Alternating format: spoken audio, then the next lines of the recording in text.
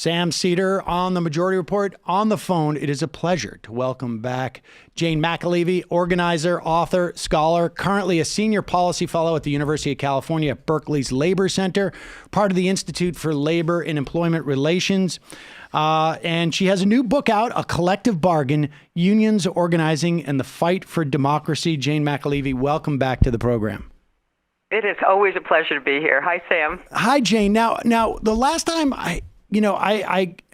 time is completely flattened for me at this point. But you were here a couple of times in 2018. I think the last time you were here, we were talking about what is known as the Red State Rebellion. This was a half a dozen or so labor actions, strikes, if you will, by teachers across, I guess the Midwest and a little bit in the South.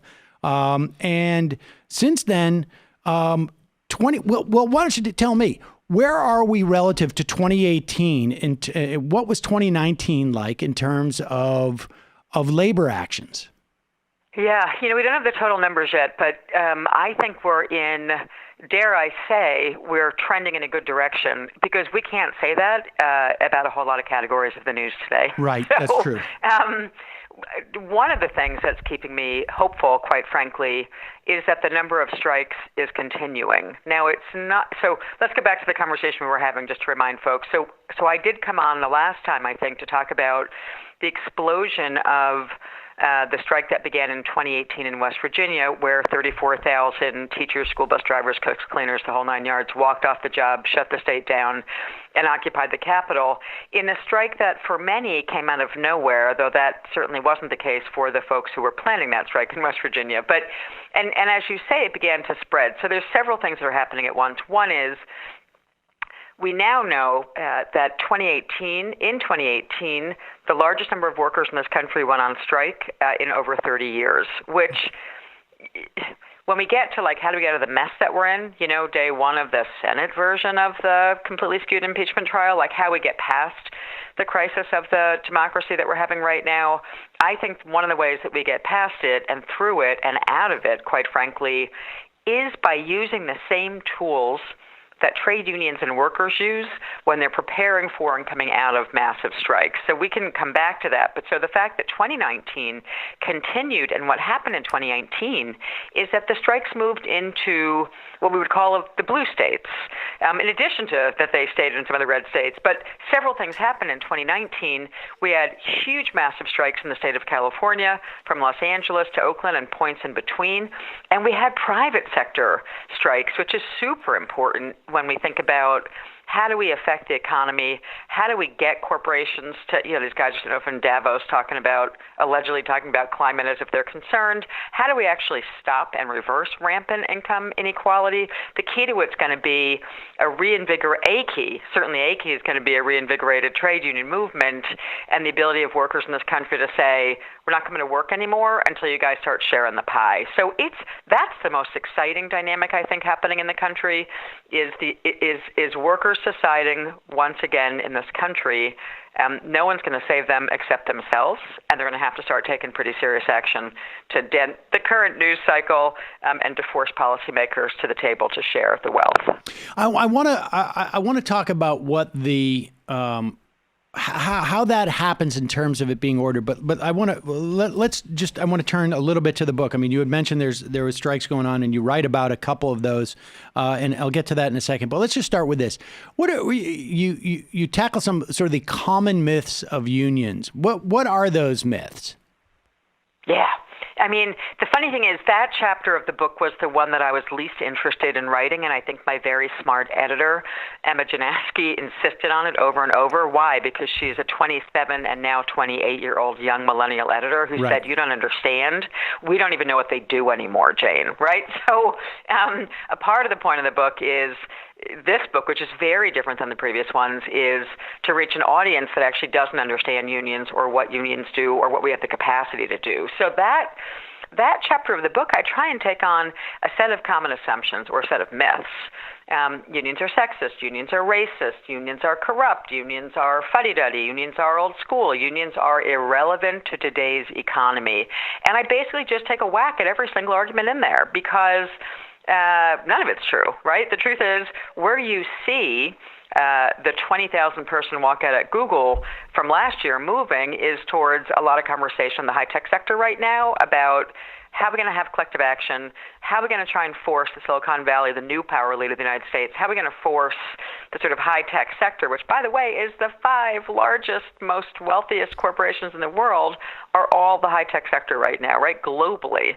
So, I just try and take a whack at each one of them. Look, is there sexism in unions? Absolutely. Is there racism in unions? Absolutely. What are unions? They are a reflection of the society in which we live. Do we want them to be better? Hell yes.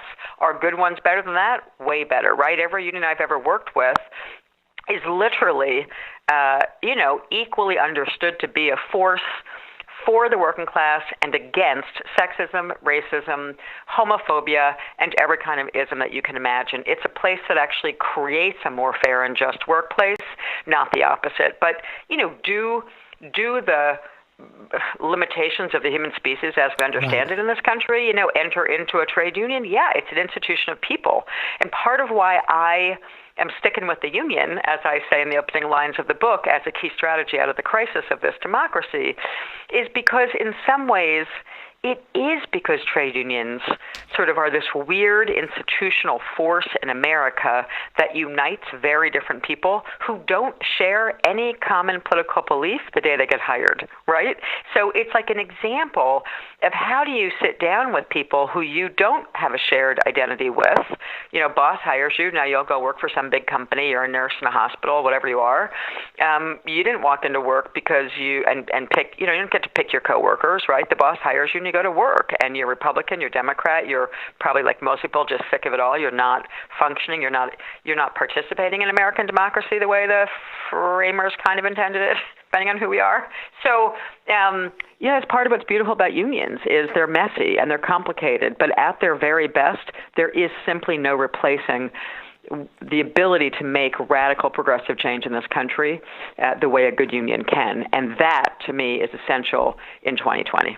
I want to talk about a couple of the strikes that you write about, but you also write about Silicon Valley. You just mentioned it. Like, how do you get, first of all, there's a sense, and you tell us if that sense is correct. There's a sense that people who work in those sectors are about as anti-union as you could get as a worker, I should say, right?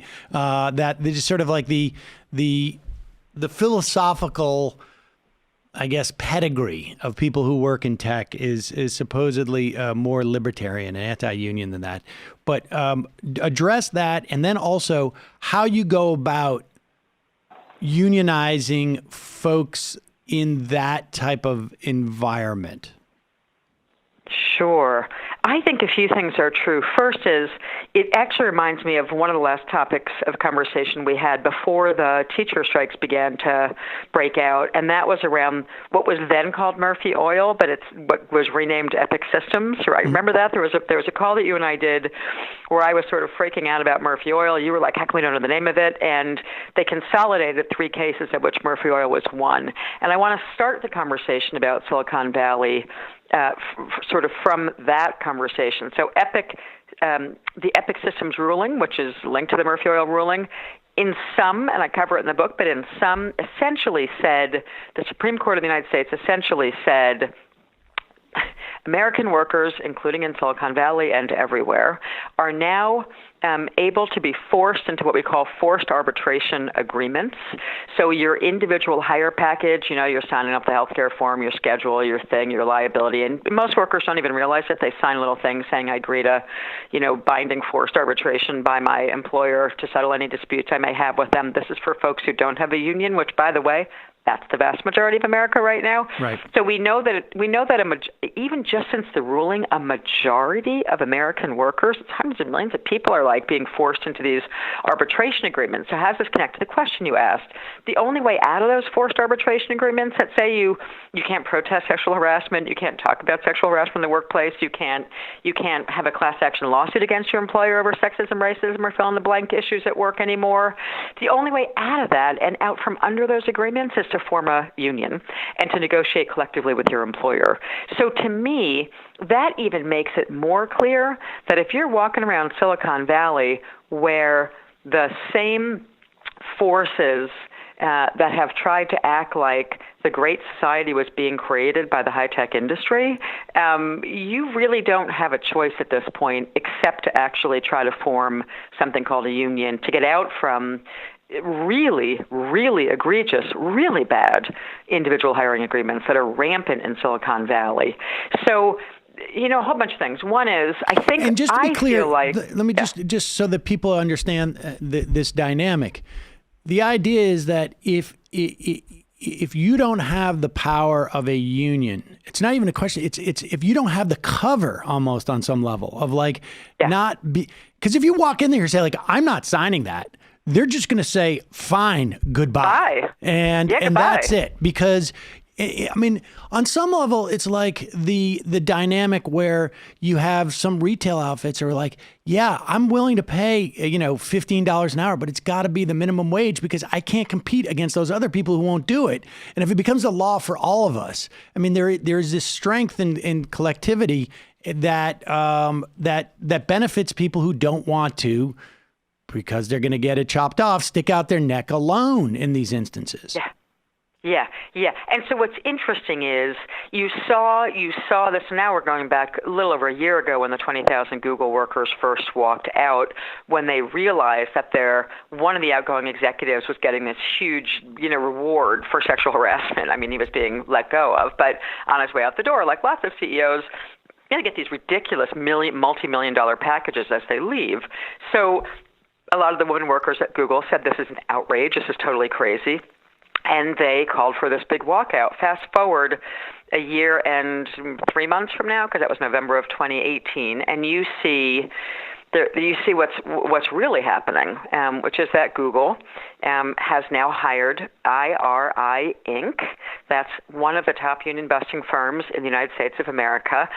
Interestingly, I write a lot about the impact and how IRI Inc., a professional union buster, works in a collective bargain, because in the chapter, which was the last big campaign that I was running on the ground in Philadelphia, where I talk about how workers can still form really strong unions in 2020, the workers in that campaign were going up against IRI Inc. Now, we won, and those workers have real protections and a collective bargaining agreement and a process to redress their abusive employers. At Google, where I do think that there are, as you say, there is this sort of idea that they're different, that they can individually work out their problems, that a union is part of a system that they want to disrupt, right? This would be the rap that they're running hard. And in the book, of course, on that chapter on tech, I give a long history from the early 1970s at Intel, where the Silicon Valley elite, as early as 1973, had it in their head that they were going to smash unions, that they understood that smashing workers' ability to force them to share their wealth was going to cut into their profit margin, right? So there's nothing new about what Google just did by hiring IRI Inc., a professional union-busting firm. And by the way, what you saw happen in December were 4 senior Google engineers fired who were involved in that protest a year earlier. So, I got to say to tech workers, there is nowhere to go but forming a union.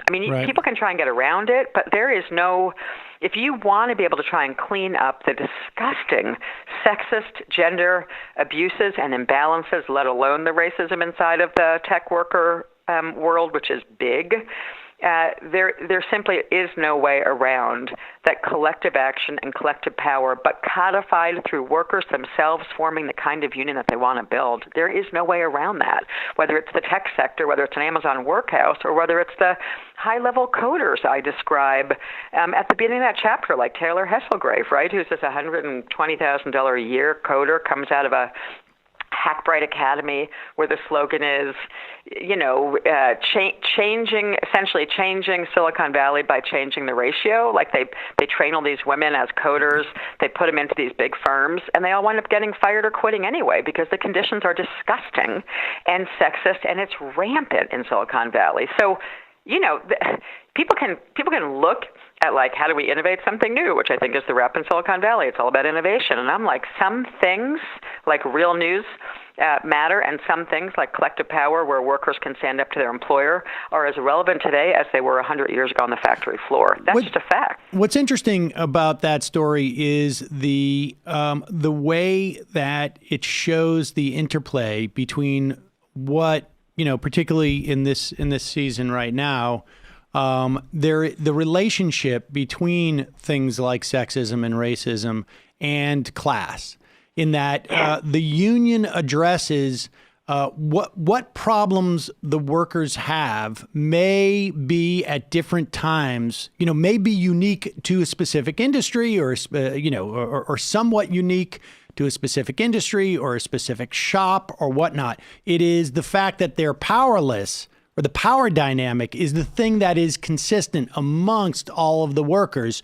The set of problems that powerlessness can't address may be different from shop to shop or industry to industry. That's right. Yeah, that's absolutely right. I mean, the point of having a collective agreement is, one, to get out of the individual forced arbitration agreements, which are rampant in that industry and anyone who's hiring today, right? Especially since the 2018 Supreme Court ruling. I mean, we already had a lot of workers under forced arbitration agreements, and every time I check the statistic, it's climbing rampantly. So now it's up to 60%. I had a lawyer last week tell me they think it's going to hit 75% soon. We're talking about the overwhelming majority of American workers, those who don't have a union, being forced into agreements that say things as egregious as, you cannot talk to your coworker about your salary. You cannot talk to your coworker if you've been sexually harassed. You cannot talk to anyone but the HR director, even if that's the person who harassed you. I mean, the language in these arbitration agreements that people are individually signing as they get hired on today, first of all, to even be able to read one and understand it, you have to be like a mini lawyer, right? That's why most workers just sign it. It's like, and also, by the way, it's what you said. You say, I don't want to sign this piece of paper. They walk you to the door. Goodbye. And so, we should say, like, obviously arbitrators are, they're professional. They try and do their best, but they also, guess who's not going to ever hire an arbitrator? That is an individual worker working at one of these places. I mean, absolutely. But they also say really crazy stuff. They say you can't pool, like some of them say things like, literally, you cannot have class action lawsuits. You cannot pool your money. Yep. Each worker must individually pay the filing fee for arbitration, and for a whole lot of lower wage workers in this country, that first step is prohibitive. They don't even have the $500 to hire a lawyer to file for the arbitration. Like, it's feudalism. Yep. We are really, heading straight back into feudalism in some very crazy way in the workplace. So, what I do in that book, one of the most important things to me about this book, Sam, is that every single victorious story I tell takes place after Trump wins. And that's part of the point of the book, right? I'm like laying out story after story after story, and then breaking down the analysis of how workers are winning in a post-Trump world. Because what I'm trying to show is, Jesus, forget, impeachment. I mean, whatever. With the only choice that workers have, given the current Supreme Court, given the current campaign finance system, given just those two set of factors alone, given control of the media institutions, workers have one choice in a very skewed political power structure right now. And by the way, that power structure is far worse than even last time you and I checked in together, because of what's happening at that, not just the Supreme Court, but the astounding number of the federal judiciary that Trump has appointed, with McConnell just in there every damn day, appointing judge, appointing judge. It is astounding. And so when you think about how stacked the judiciary is against workers' rights or the climate or, ending racism or sexism or fill in the blank, and then you look at the political system, people are like, right, Jane, well, what we need to do is overturn Citizens United, and then it's going to be fine. I'm like, great. Holy happy shit. How are you going to do that, right? Like, there's only one way left in this country to force the corporate elite to the table, and it's by increasing the number of mass strikes. It's the same. We are in 1932 in the United States, where income inequality and power inequality go hand in hand, where workers have virtually no say over what's going on in the economy, frankly, their personal lives at this point, because the economy is so controlling of their schedules. And I keep saying to people, look, whether or not the most dangerous president ever gets reelected by stealing the election, or whether or not a fantasy candidate like a Sanders or a Warren gets in, under either scenario, there is no choice in this country, and I really deeply believe this given the power structure, but for massive strikes to begin breaking out, even way more than we've seen in the last 2 years. But workers are getting their muscle back. The success of the strikes is spreading. My day job, which is all about helping people figure out how they can build the kind of unity that it takes to strike, is the only way we're going to get out of this mess. And I keep saying to people, give me another option. Like, how are we going to do it? Well, we have to overturn Citizens United. That's not an option. That's not happening in the current political system, right? So give me another strategy that's going to cause the kind of crisis in the streets that can force the employer class to the bargaining table, and I mean at the federal level, right? The civil rights, the major pieces of worker legislation and civil rights legislation, by which I mean gender and race solutions in this country, all were the result of chaos being created, strategic, not stupid, strategic chaos being created in key geographies, in key moments, in key economic sectors, with the power to create the kind of crisis that forces federal legislation changes. There is no other way right now. All right, now I wanted to get to Einstein, but let's stay on this for a little bit because this is the kit and caboodle to a certain extent. I mean, walk me through that a little bit. I mean, I know, the airlines, what the flight attendants did. On some level, Karen Else's leadership in the flight attendants. Yeah. Yes, is to me is one of the best examples of the power of labor on something that ostensibly is not directly related, right? It's not a one-to-one relationship. If we strike, there's not going to be any classes today. Right. It is if we strike, we're going to shut down, travel across the country, and that's going to cause headaches for our alumni. Walk us through. So the idea is that people, obviously vote, make your phone calls, choose a candidate. It's going to be helpful to have a pro-labor president who's maybe going to help in terms of legislative acts and appointing judges who are going to rule and changing the National Labor Relations Board and changing the Labor Department. But at the end of the day, there has to be power on the street. This is the one thing that you can engage in. That is, you don't have to worry about where we're going to be in 6 months or even 6 years because all of it's going to be relevant. But how does that work? Give me your sense of, or is that not predictable? Is it impossible to predict sort of what the chain of events are? Or is it you just you do a certain thing, organizing, and good things will come from it? Good question. So no, I mean, I would argue part of what I try and do in the book, right, is I'm walking back and forth between contemporary victories, how they work, and then I'm walking backwards into the early 1930s. And I do that because I am trying to show that the last time that we created the kind of crisis that leveled the power of corporate America is going to look a lot like this time, and that we had slightly more sense of strategy, I think, back then, but I think we're getting there right now, and that's what's encouraging. So if you look at the early 1930s, Great Depression happened. Part of what I try and argue in the book and show is that the misery factor right now, I actually think that the misery level is as high as it was in the Great Depression. It just plays out differently. It's profound. The number of underemployed, multiple jobs, can't see their kids, locking the kids in, whatever. I mean, the conditions when you get out of sort of the middle-class comfort of a handful of big cities where unions, frankly, still help make the states better, like a California, New York, a D.C., a handful of other places, it's miserable out there. There's an opioid crisis for a reason in this country. The birth rate's going down for a reason in this country. The suicide rate is up for a reason in this country. These are not funny statistics. They're sick, and the country is sick right now. So that's how it felt in the early 1930s, and we either were trending towards a authoritarian fascist outcome, which, by the way, did happen, as we well know, in the 30s in a whole lot of places, or we're going to head in a direction where that kind of misery translates into something that's progressive and popular. So in the 1930s, very smart trade union leaders understood the same dangers that very smart trade union leaders understand today, which is misery is taking us in one of two directions, and we better be leading our way out of this mess in a progressive way. So in the 30s, they targeted a handful of key industries, and let's just say that steel and auto, coal, a handful of the biggest industries were considered to be the most strategic industries.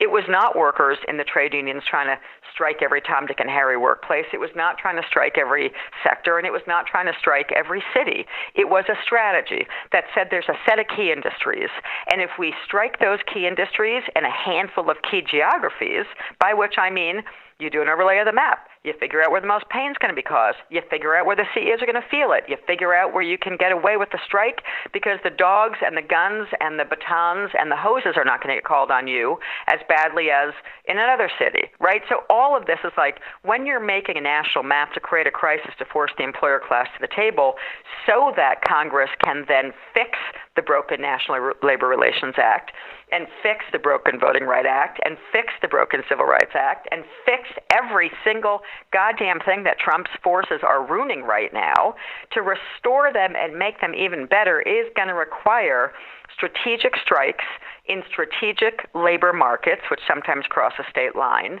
And that is what we're seeing the beginning of. And I want to just say the only thing that the corporate elite in this country need from workers is that they show up and they go to work. It's the only thing they need. They don't want workers voting. They don't want poor people voting. The voter suppression laws, the electoral college, the whole thing is going to screw up, our ability to sort of vote our way out of this process. So there's one thing and one thing only that has worked in this country to force radical changes, and that is when workers stop employers from earning money, and we need way more of it fast. Okay, I'm getting flooded here with questions, but one of the things that I learned, and I've harped on this interview too many times, but this book Wrecked, about how the auto industry screwed themselves because they wanted to diminish the power of labor, and they changed their supply chain essentially on how they built cars. That ended up destroying the quality of their cars, U.S. cars. But through that, I understood the idea that you could have down the line in terms of a supplier, all you needed was a half a dozen people who work at the ball bearing plant that provides the ball bearings for one piece of equipment on the car, and they could shut everything down. And so, as opposed to you don't need 30,000, factory workers to do this. Exactly right. You could have 5 guys who are in another shop outside of Detroit who are like, we're going on strike. We just shut down the supply line. And that's why, these car makers moved away from that to disempower workers like that. But you're saying that on a national scale that exists. Have it. Right. Okay. So who? So, for example, look at where Bezos, crazy Jeff, crazy billionaire, should be cleaning toilets for poor people for the rest of his life, in my opinion, Bezos is doing. I just saw he's guaranteeing 2-hour food delivery time if you're Prime or something, not just 2-day delivery on every package from God, into the sun.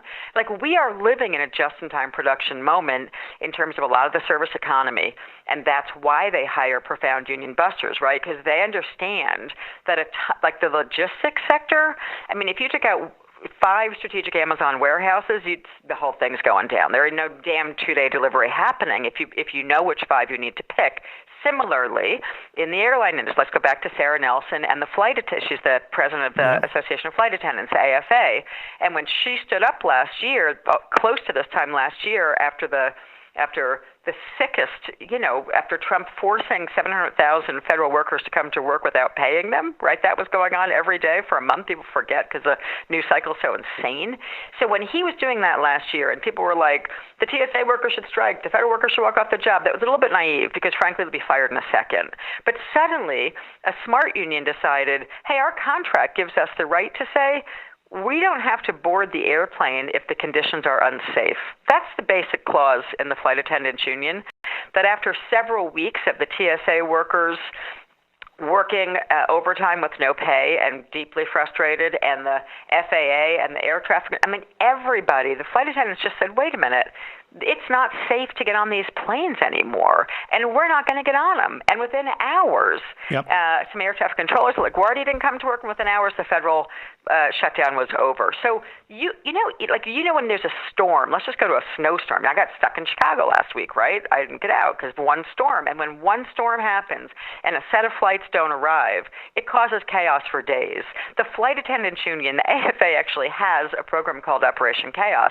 They understand very well that if flight attendants don't board a handful of strategic planes at a handful of moments, the entire system is going to go off, right? So there's a lot of possibility in this country for ordinary workers to force a reset of the power imbalance that's going on in this country.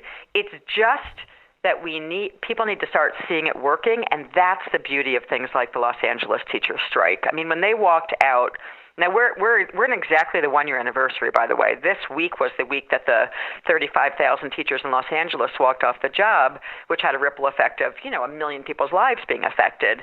And they won an extraordinary series of improvements for the kids in those schools. That was not a fight about salaries.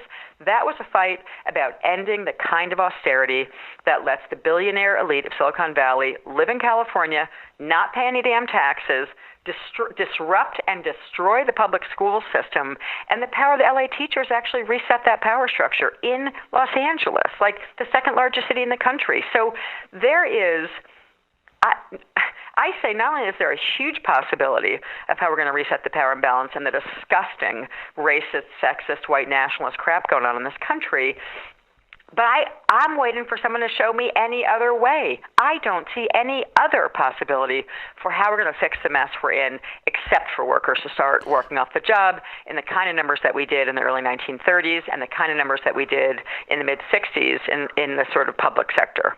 So who does, I mean, in the case, and folks can go back, I think we've spoken to Sarah Nelson at least 2 or 3 times since that strike, because I mean, I think, just conversations with you in the past, but just others. I mean, I could see that was something fundamentally different in terms of the way that it was, how strategic it was.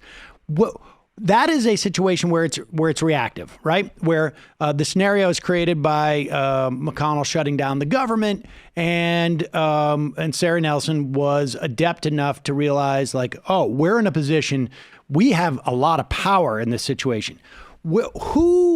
Where does that strategy come from when we're looking at a sort of in a proactive way, where we don't have a specific scenario? I mean, you talk about the broad misery, and it seems to me the difference between the misery in the 30s and today is one was a misery that left people idle enough that they could get together and meet. This misery is one that keeps people so busy that it becomes more of a challenge to organize on some level.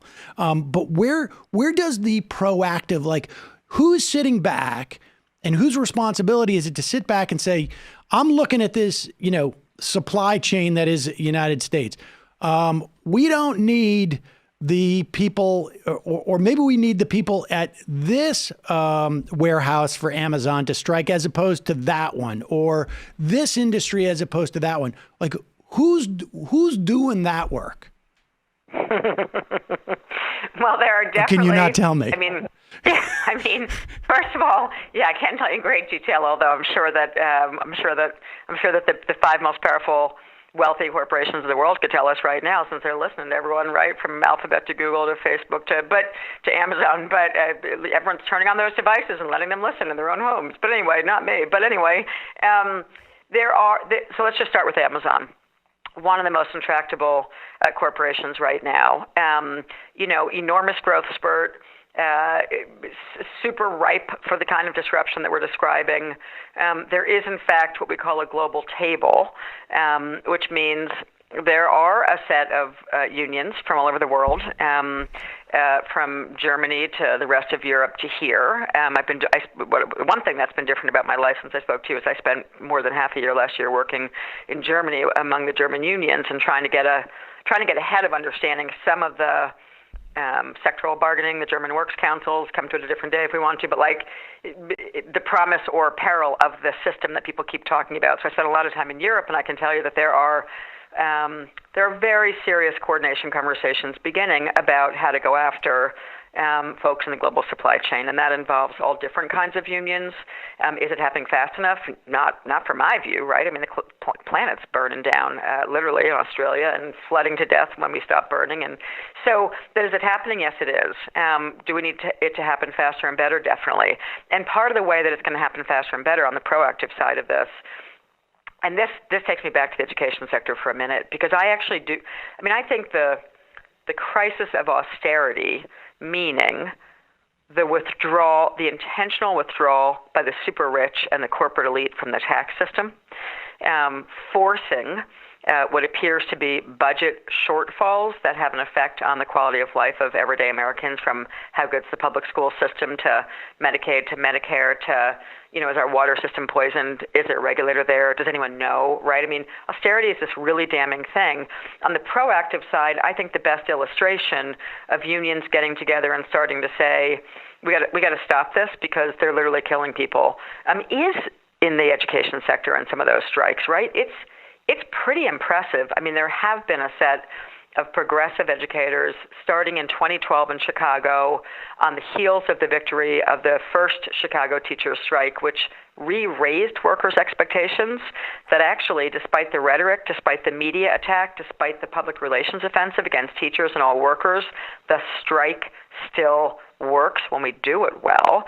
The intentionality with which the California-based educators unions who went on strike last year, the planning that went into that, they were absolutely waking up every morning for several years saying, how can we reset a disgusting power imbalance where taxpayer money in California, the little bit that exists, is getting diverted to pro-corporate, meaning money-making, privatized education system, and away from the black and brown kids who fill the public schools in California. And the teachers took it and ran with it, and won, and are still winning, right? And now have a ballot initiative on the California ballot that's going to retax corporations in a massive way in this state, should it pass in November. And that 1-2 punch is the most brilliant strategic work, among the most brilliant strategic work I've seen going, is how do we first mobilize people around the picket lines and then take them to the polls, right? And actually get them voting in ballot measures that are going to make the super rich pay their taxes again. Because if we can't recreate a well-run regulatory system, as Trump is dismantling it day in and day out, we can't really take control of the lives of ordinary American workers. So there is some really smart, proactive stuff going on. Do we need more of it? Hell yes, way more of it. Jay McAlevey, I could talk to you all day, but maybe we should do this again soon, because I would actually like to hear about your time in Germany. The book is A Collective Bargain: Unions Organizing in the Fight for Democracy. And folks, if you want to, so I would start with no shortcuts, organizing for power in the new Gilded Age, I believe it was. Yeah. But get both books. We will put a link to both of them at majority.fm. Jane, always a pleasure to talk to you. Really fascinating and inspiring stuff. Always a pleasure to talk to you. Thanks for the great work. Bye-bye. Hey, folks, don't forget to hit the subscribe button and check out our daily show. We do it every day at 12 p.m. Eastern for about 2.5 hours. We even take phone calls. You should check that out.